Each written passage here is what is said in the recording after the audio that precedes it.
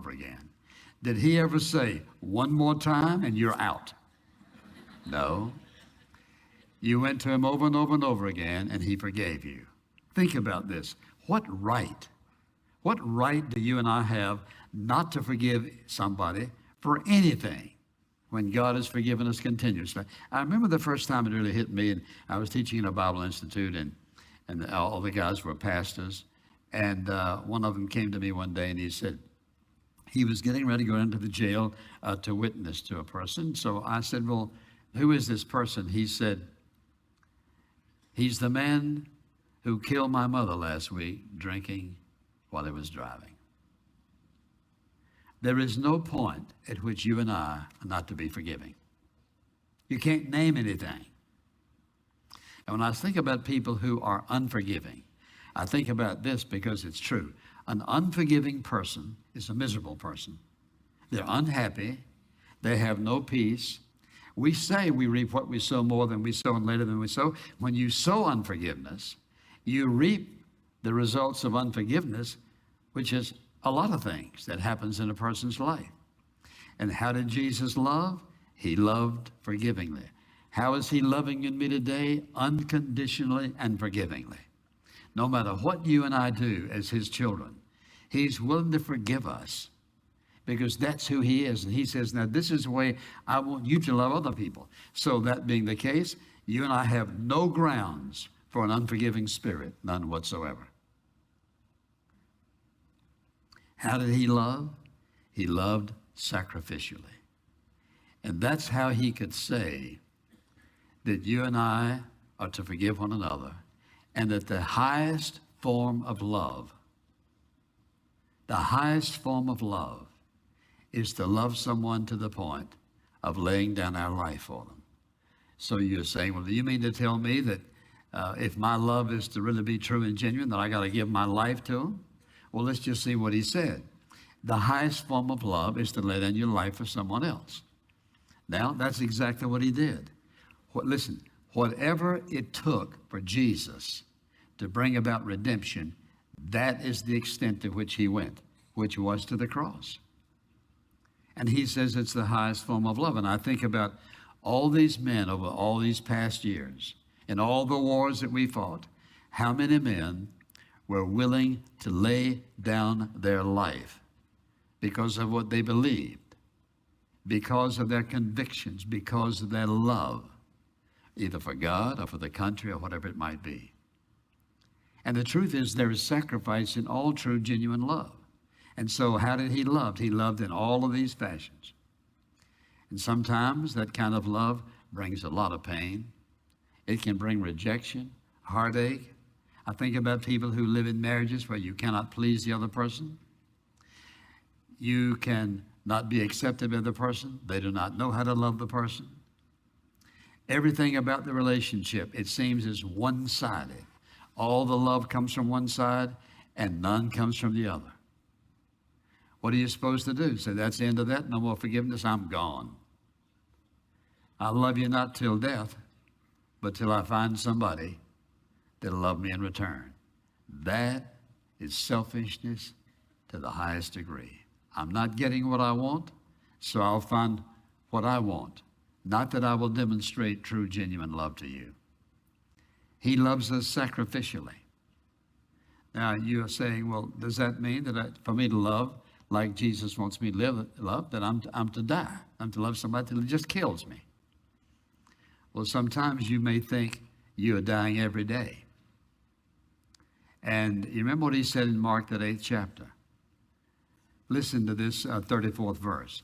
He summoned the crowd with his disciples and said to them, if anyone wishes to come after me, he must deny himself and take up his cross and follow me. Now, what is he saying? He's saying in our lives, the believer must live a life of self-denial. And oftentimes, true, genuine love demands self-denial. You're in a marriage, for example, a relationship that's very difficult. It's stormy every single day. He says sacrificial love is willing to hang in there no matter what. That's not the way we think, but it's the way Jesus taught. He says, that's the way I love, and he says you're to love even as I love. Now, let's think about this for a moment.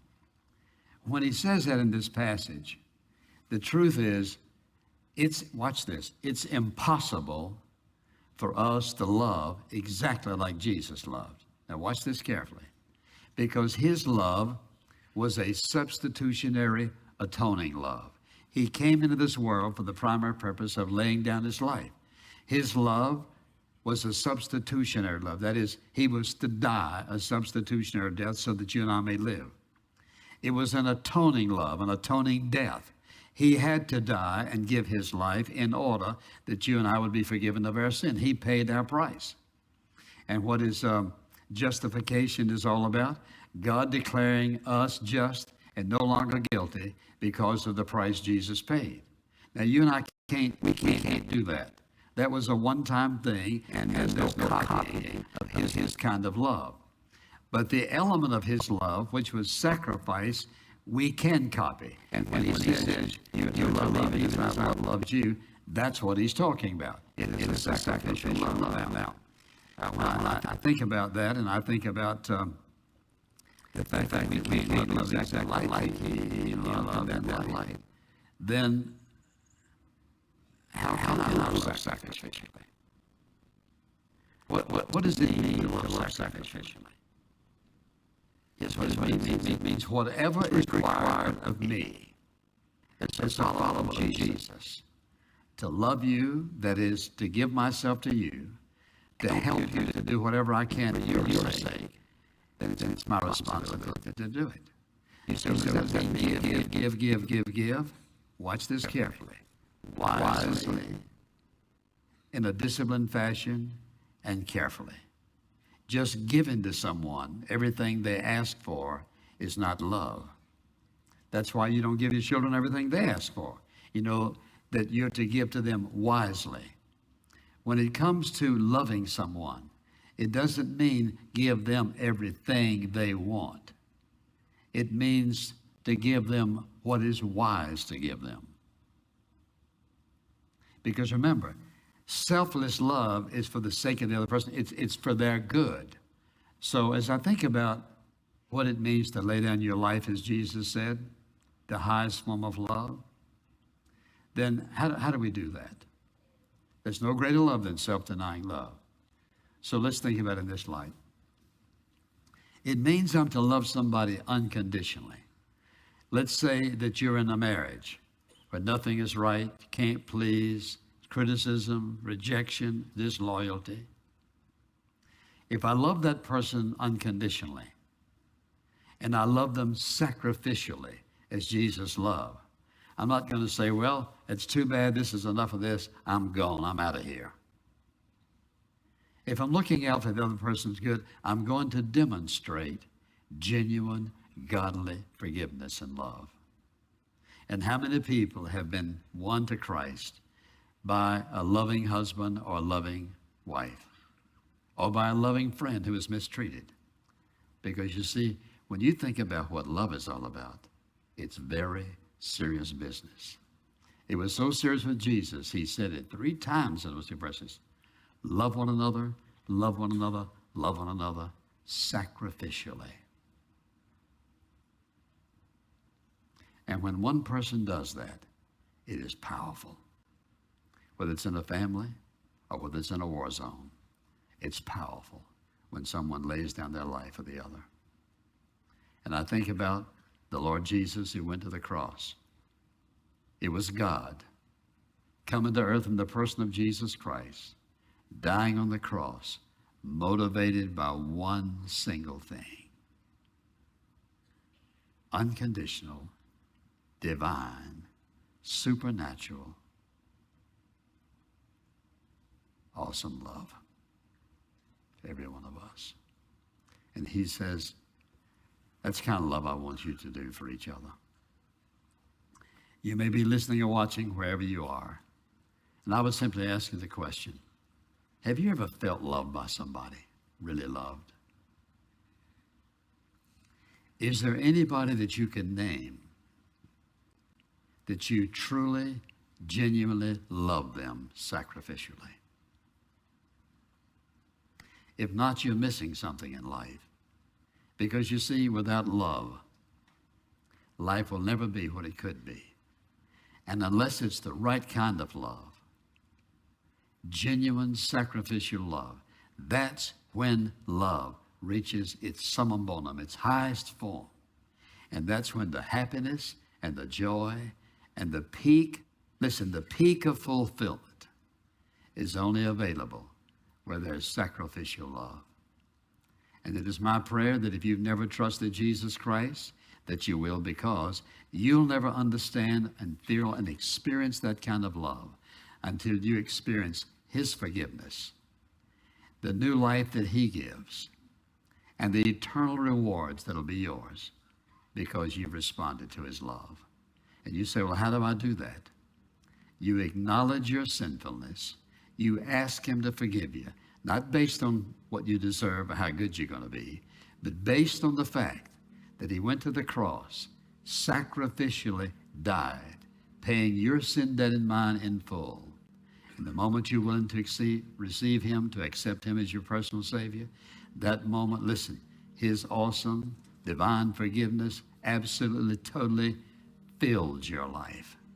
And that forgiveness is there forever. It would rather be foolish not to enjoy the love of God and fight your way through life, never feeling truly divine love. It's inexplainable. It's indescribable. I wouldn't even try to explain it or describe it. Let's put it this way. It's the most fulfilling thing in all of life, and that is my desire for you. And Father, how grateful we are for the wonderful, beautiful life of Jesus and the way he loved and the way he taught us to love. I pray the Holy Spirit has and will continue to speak to every heart that hears this message, wherever and in whatever language. That we understand how much you love us, and we understand the potential we have of loving someone else likewise and being loved in return. And we ask it in Christ's name. Amen.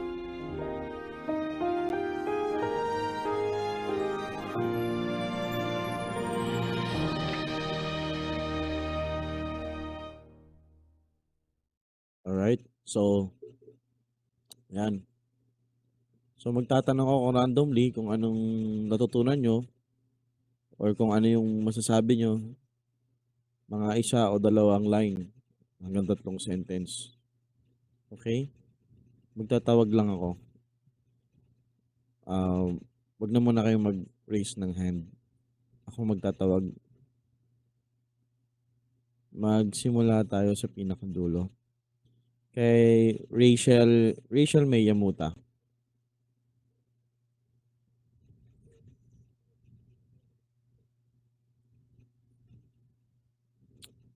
Rachel May. Medyo mahina ka, anak. Sir, okay na po ba? Yan. Medyo okay. For me, sir, habang pinapanood ko po,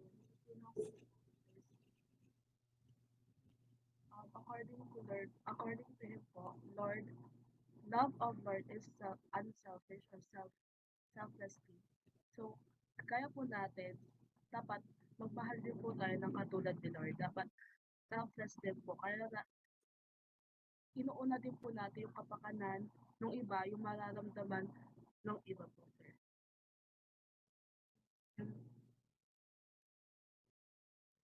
Okay.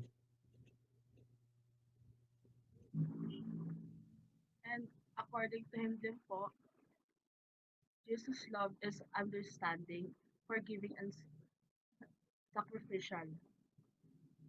Okay.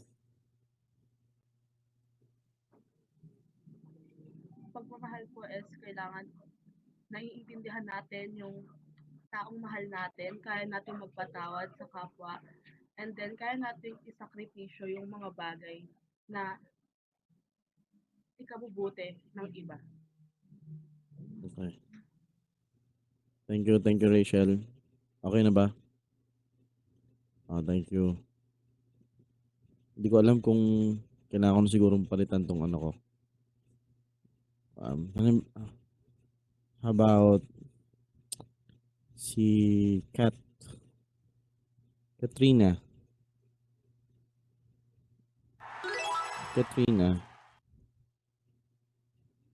Katrina Faith. Sir, naririnig po ba ako? Apo, ayan, rinig ka, mas malinaw. Based po sa video, natutunan ko po na love is not just about you care for someone, not just about you love them as a person na kinikare mo sila. Pero kapag sinabi mong love, parang at what extent mo ako mahal. Parang yun po yung sinasabi yung sa video. Kasi yung love na sinasabi or yung love nga ni Christ is sacrificial. So parang yun po yung question na tumatak sa akin. Parang I love you but at what extent? Kasi si Lord nga minahal ako and to the point na sinacrifice niya yung sarili nga for me. And another thing na natutunan ko po is you should forgive others. Like yung kapag may nagawang kasalanan yung ibang tao na malala or like kahit mga basta nagsinungaling po siya sa'yo, you should forgive them. But not for them, but for yourself, for your peace of mind. Yun lang po. Okay, thank you, Katrina Faith. So sa mga hindi matatawag, okay lang ano. Ang hindi okay, yung tinawag tapos hindi nag-recite. Yun ang hindi okay. So pag di ka natawag, okay lang yun. Thank you, Katrina, and sino yung kanina? Kalimutan ko agad yung pangalan, Rachel. Yan, palakpak ko na sa inyo. Lalaki naman tayo. Gusto ko sana mag-comment sa mga sinasabi nyo kaso lang, pinipigilan ko yung sarili ko eh. Raymond Ryan. Sa si Raymond.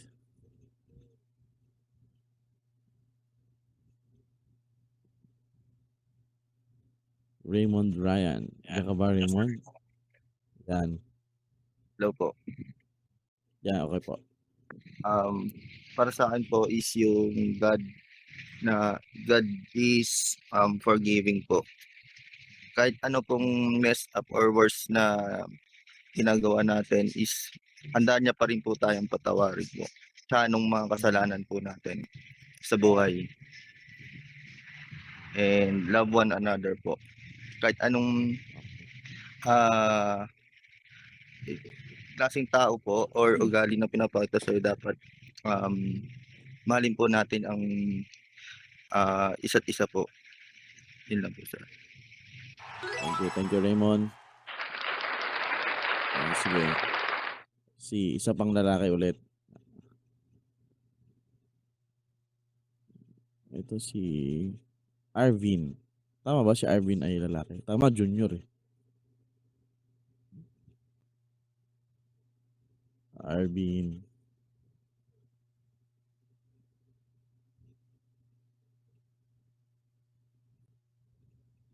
Si Rep naman, Jason.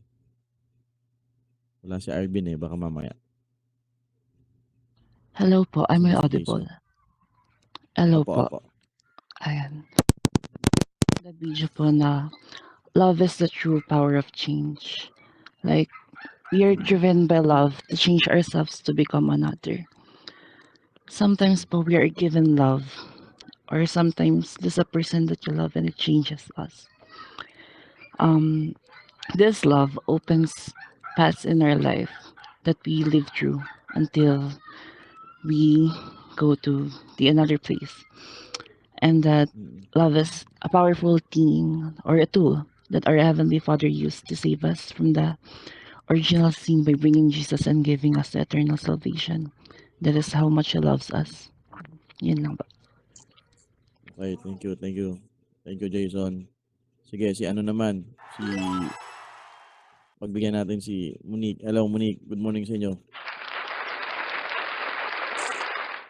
Morning po. Can you hear me po? Yes po. Miss. Okay po. So sabi po dito ni Doc Charles Stanley, ministry often may emphasize God, love, grace, and faithfulness if you're referring to specific message po.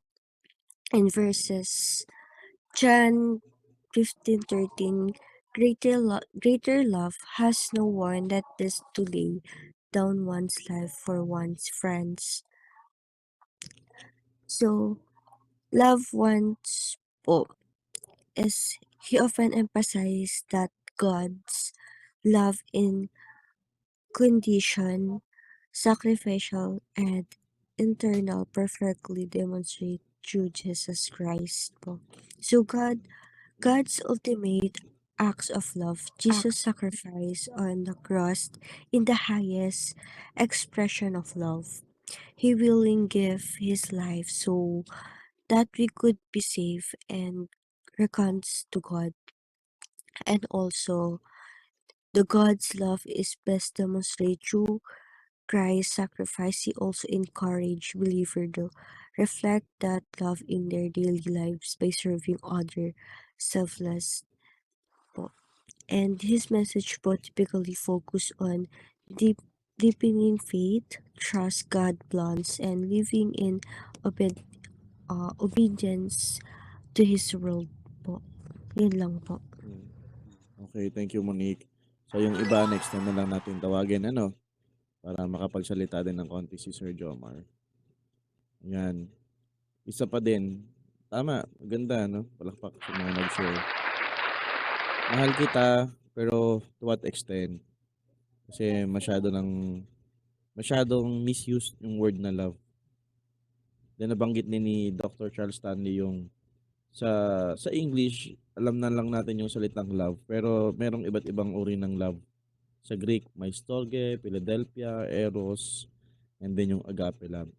But the love that God wants us to reflect and to show to everybody is the agape love, the sacrificial love na pinakita niya sa atin. At forgiveness, tsaka yung magkaiba yung ano, mahalin mo yung tao as he is, tsaka mahalin mo yung ways niya. Okay?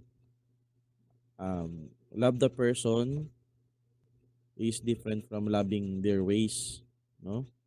Yung kanilang pamamaraan. Hindi ibig sabihin mahal mo yung tao, mahal mo na din kahit yung masama niyang ginagawa. So, parang sa pamilya, minsan nagkakaroon tayo ng mga bagay na hindi magaganda na ginagawa. Hindi ibig sabihin mahal natin kung ano yung masamang ginagawa ng mahal natin sa buhay. Hindi natin gusto yon o hindi natin mahal yon, kundi mahal natin yung tao. And also the best love, yung sacrificial love, that love na agape love, ipinakita ni Jesus Christ nung namatay siya dun sa krus ng Kalbaryo. So, ngayon, ewan ko kung nabasa nyo na yung send ko sa group chat natin. Sa may group chat natin. Ewan ko, nabasa nyo na to yun. Nawala Ito. Bukas, February 14. Diba? Nakita ko lang to eh. Love is not February 14. Love is John 3:16. Parang ang tindi ng pinaghuhugutan, ano? Siyempre, huwag tayong malungkot na yan ang may malaking mundo eh na ganito, ganyan, February 14, wala kang kadate. Alam nyo guys, students, yung longing natin for relationship, akala natin yun yung makakapag-fulfill sa buhay natin eh. Yung magkaroon ka ng boyfriend, girlfriend. Alam mo ba kahit makapag-asawa ka na, oo, isa na kayo ng asawa mo, but it doesn't mean it will, meron tayong vacuum in our heart. Merong hole. It's like a donut na merong hole sa puso natin. Naakala natin, asawa, fame, riches, yung makakapag-fulfill nito. Pero pag nandun ka na sa stage na yon, bakit kaya akala ko pag mag-asawa masaya? Akala ko yung fulfillment na hinahanap ko, ganito, ganyan pag nag-asawa na ako. Hindi. Ang daming pagkakataon na kahit mismo yung asawa mo hindi ka maintindihan. Kaya nga kayo nag-aaway eh. Kaya nga nag-aaway yung mga parents natin, di ba? But the fulfillment that we're longing for a long time, simula nung nag-iisip tayo, ay makikita lang natin yan kay Jesus Christ.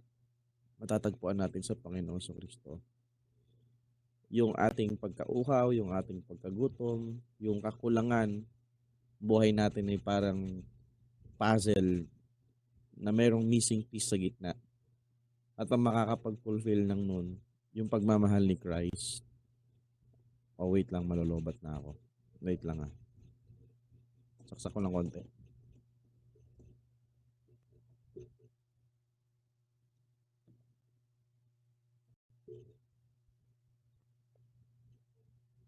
Ito pa yung extension ng sinabi ni Jesus Christ na no greater love than this, no greater love than this, that a man lay down his life for a friend. Wala na daw masihigit pa sa gantong pag-ibig na kung ang isang tao ay ibibigay niya ang kanyang sarili para sa kanyang kaibigan. Kumbaga, best na yon, parang excellent na yon.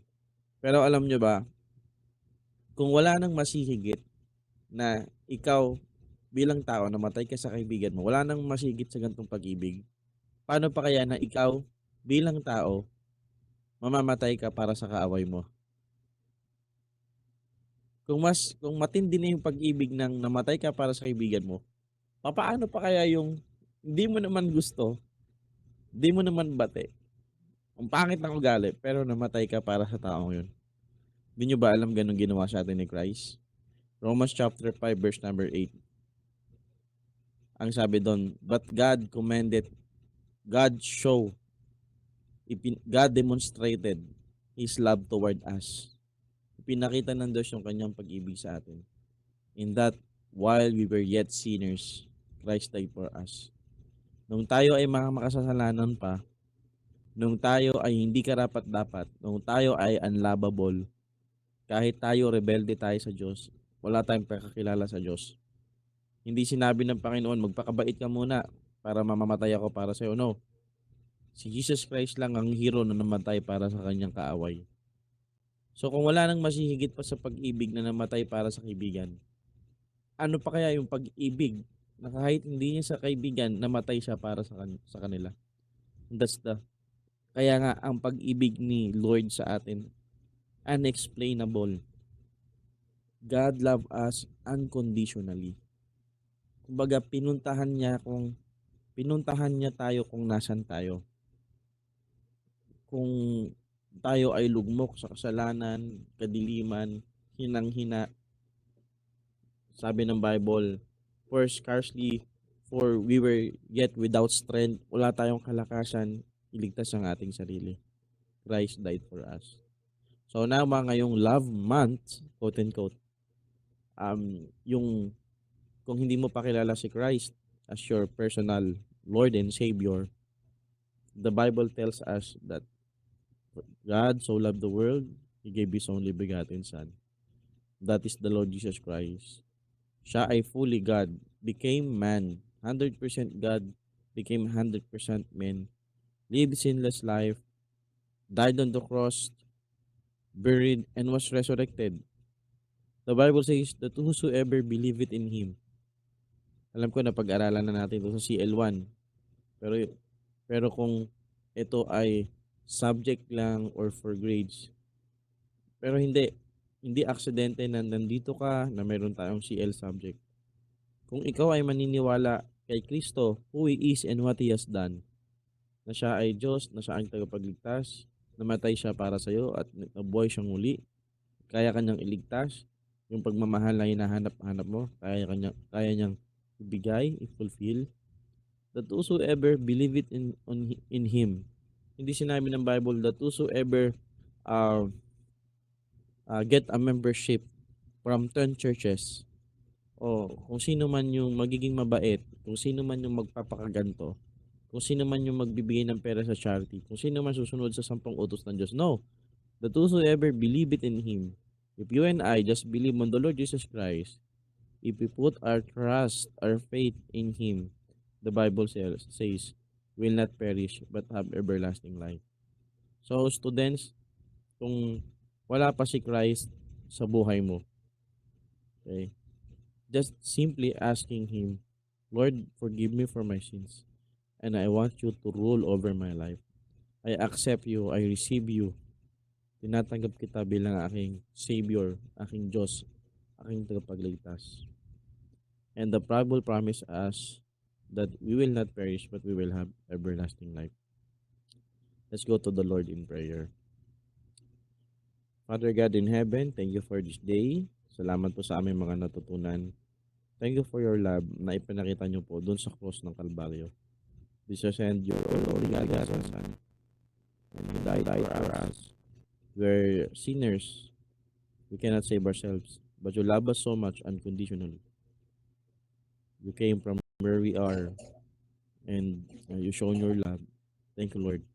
I pray that kung sino man po ang hindi pa sure about your love to them, may encourage them and may the Holy Spirit convict them that they will receive our Lord Jesus Christ as their personal Lord and Savior upang matamasa po nila ang totoong pag-ibig.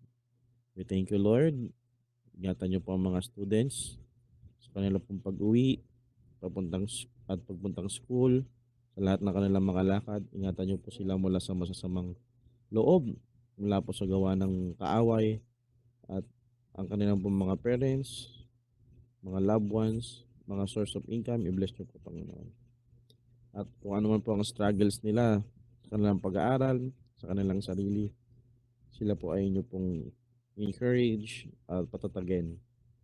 And all these things I ask in the name of our Lord Jesus Christ. Amen. Thank you guys. See you tayo next week. Maraming salamat sa pakikinig at salamat din sa mga sumagot. At yung mga hindi nakasagot, next week na lang. With that, you're dismissed. God bless you. Bye-bye. Thank you. You're welcome. Bye-bye. Thank you din. God bless you. Thank you. Bye-bye.